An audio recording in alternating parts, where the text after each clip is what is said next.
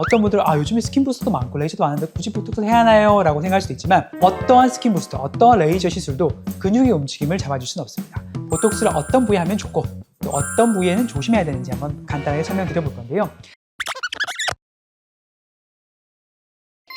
안녕하세요. 여러분의 고민을 싹 지워드리는 지우개의원 한동엽 원장입니다. 모든 시술을 통틀어서 가장 먼저 발견이 되었고 지금까지 꾸준히 사용되고 있는 건 오로지 보톡스밖에 없습니다. 그러면 왜 이렇게 보톡스가 오랫동안 살아남았고 보톡스가 어떤 변화를 가지고 올 수 있고 또 앞으로도 어떻게 사용될 건지 그런 거에 대한 이야기를 한번 해보겠습니다. 먼저 보톡스는 명확하게 근육을 마비시켜주는 역할을 합니다. 근육을 마비시켜준다는 건 우리가 표정을 지나치게 많이 짓고 인상을 쓰면 주름이 생기는데 그런 주름을 안 생기게 해주는 게 기본적인 보톡스 역할입니다. 그런데 어떤 분들은 요즘에 스킨 부스터도 많고 레이저도 많은데 굳이 보톡스를 해야 하나요? 라고 생각할 수도 있지만 어떠한 스킨 부스터, 어떠한 레이저 시술도 근육의 움직임을 잡아줄 수는 없습니다. 그래서 우리가 표정주름 때문에 생기는 눈 주위의 주름, 또 이마주름, 미간주름, 턱 끝에 울퉁불퉁하게 생기는 주름을 마비시키려면 반드시 보톡스가 필요합니다. 보톡스는 양날의 검입니다. 어떻게 사용하면 굉장히 얼굴선을 부드럽게 만들어주고 어려워 보이게 만들 수 있고요. 또 어떻게 과하게 사용하면 얼굴이 너무 억세 보이고 이상한 울퉁불퉁한 얼굴을 만들 수도 있습니다. 그래서 오늘은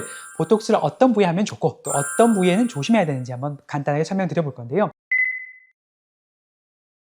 가장 흔히 많이 하는 보톡스 시술은 첫 번째는 아무래도 사각턱 시술일 겁니다. 즉 근육이 큰 곳에 보톡스가 들어가서 움직임을 줄여주는데 많이 사용하는데 이를 안 깨문다든지 사각턱이 너무 커서 V라인이 돼 보이고 싶은 사람들 같은 경우는 사각턱 포스트로 근육을 줄이면 드라마틱하게 V라인이 되는 걸 얻을 수가 있고요.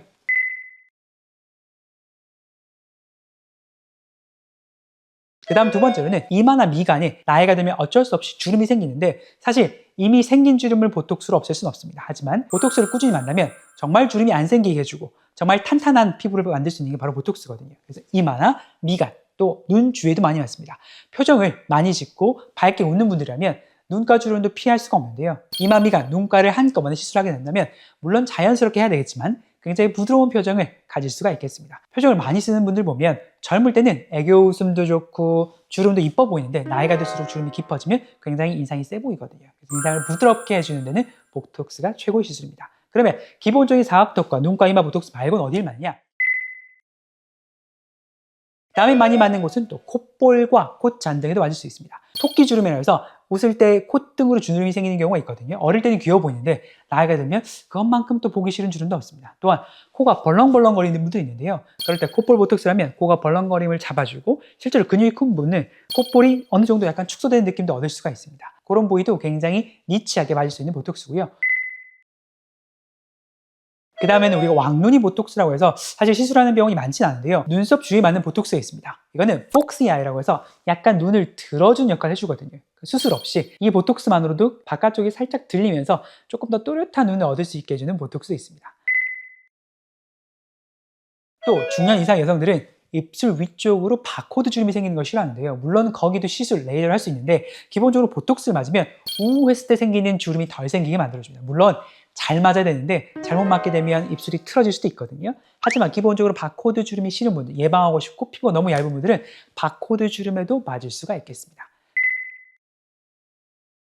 그 다음에 호두 주름이라고 해서 턱 끝에 보톡스를 많이 맞습니다. 여기 보톡스를 맞으면 말씀을 할 때도 조금 부드러운 인상을 얻을 수 있습니다.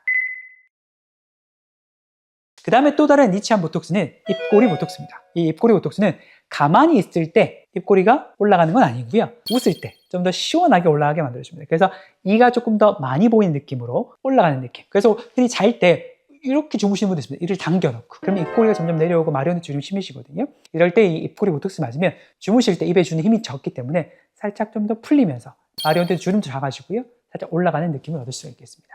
이렇게 엄청 많은 부위에 보톡스를 맞을 수 있습니다. 물론 이거 말고도요. 광대뼈 아래쪽에 보톡스를 맞아서 전반적으로 얼굴이 조금 작아 보이게 해주는 보톡스도 있습니다. 그래서 보톡스는 지나치게 과하게 접근하게 되면 표정도 이상해지고 얼굴이 억세 보일 수도 있고요. 또 비대칭이 생길 수도 있습니다. 그래서 보톡스를 통해서 근육의 밸런스를 이루고 얼굴이 조금 더 부드러워지는 걸 목표로 하시고 전문가랑 반드시 상의를 하시고 시술하시면 좋겠습니다. 오늘은 보톡스를 통해서 어떤 부위를 개선시킬 수 있는지 그런 것들에 대한 얘기를 해봤는데요. 욕심을 버리시고 접근하시면 굉장히 부드럽고 세련된 인상을 보톡스를 통해서 얻을 수 있을 것 같습니다. 여러분의 고민이 100% 사라지는 그날까지 노력하는 지우개의원 한동엽 원장이었습니다. 감사합니다.